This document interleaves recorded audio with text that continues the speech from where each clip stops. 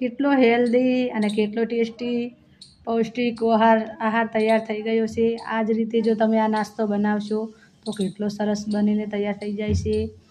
જોયું ને ફ્રેન્ડ્સ, મોંમાં પાણી આવી ગયું ને, કેટલો સરસ બનીને તૈયાર થઈ જાય છે। તો આની રેસીપી મેં નાખી છે, તો ચલો રેસીપી શરૂ કરીએ। Hello everyone, welcome to my channel. તો આજે આપણે આવી ગયા છીએ એક નવી જ રેસીપી સાથે।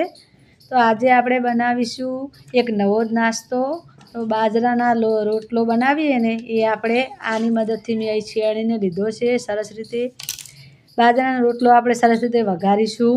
તેમાં નાખવા માટે મેં લીલા મરચાં લીધા છે, થોડા લીલા વટાણા લીધા છે, એક ટામેટું કટિંગ કરીને લીધેલું છે, થોડી સૂકી ડુંગળી લીધેલી છે, 2-3 લીમડાના પાન લીધેલા છે, થોડું આપણે કોથમીર લીધેલી છે। હવે આપણે વઘારવા માટે તૈયારી કરીશું। હવે આપણે ગરમ થવા માટે મૂકી દીધું છે, લોયું લીધું છે મેં। એમાં આપણે થોડું તેલ લઈ લઈશું, 1 ચમચા જેટલું તેલ આપણે ગરમ થઈ ગયું છે। હવે આપણે એમાં થોડી રાઈ નાખીશું। રાઈ આપણી સરસ રીતે ફૂટી ગઈ છે। એમાં થોડું આપણે જીરું નાખી દઈશું, થોડા એમાં આપણે તલ એડ કરો, થોડા એમાં તલ નાખી દઈશું। આપણે તેલમાં જ આપણે વટાણા નાખી દીધા છે, એટલે તેલમાં શું વટાણા ફૂટી જાય છે સરસ રીતે। હવે આમાં આપણે ટામેટાં નાખી દઈશું, મીઠો લીમડો નાખી દઈશું, થોડી આપણે ડુંગળી કટિંગ કરીને મૂકી હતી ડુંગળી નાખી દઈશું, થોડા આપણે લીલા મરચાં નાખી દઈશું।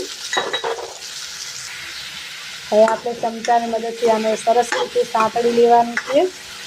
જો ફ્રેન્ડ્સ, કેટલો સરસ આનો ટેસ્ટ આવે છે ને, મજા આવી જાય ખાવાની, મસ્ત બને છે રોટલો વઘારે। તમે પણ ટ્રાય જરૂરથી કરી જોજો।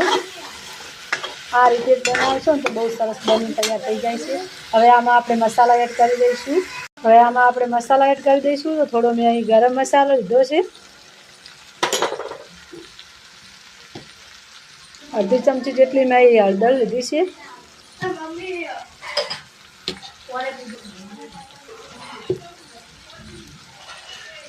અડધી ચમચી જેટલું મેં લાલ મરચું લઈ લીધું છે, કાશ્મીરી મરચું છે, એનો કલર સારો આવે છે। થોડું મેં મીઠું લઈ લીધું છે। આમાં રોટલામાં મીઠું હોય છે, એટલે આપણે મીઠું ઓછું જ નાખવાનું હોય છે।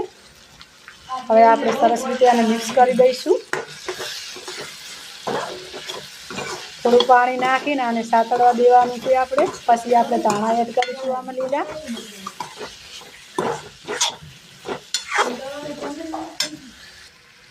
પાણી આપણે થોડું જ યુઝ કરવાનું છે આમાં, કેમ કે આપણે તેલમાં મસાલા થોડા સાતળીએ છીએ એટલે સરસ રીતે બનીને તૈયાર થઈ જાય છે। થોડું પાણી એડ કરજો તો સરસ આપણે બની જશે।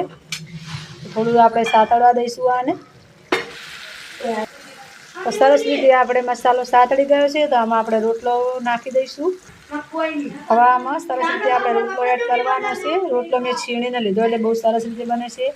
આ આપણે નવી જ રીતે બનાવીએ છીએ, એટલે નવી જ રીતે નાસ્તો સરસ બનીને તૈયાર થઈ જાય છે।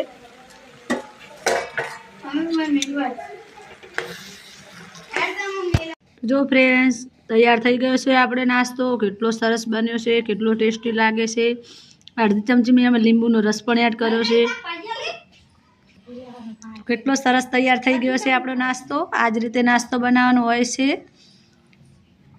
મારી રેસીપી પસંદ આવી હોય તો લાઈક કરજો, શેર કરજો, સબસ્ક્રાઈબ કરજો અને કોમેન્ટમાં જરૂરથી બતાવજો કે તમને કેવી લાગી રેસીપી।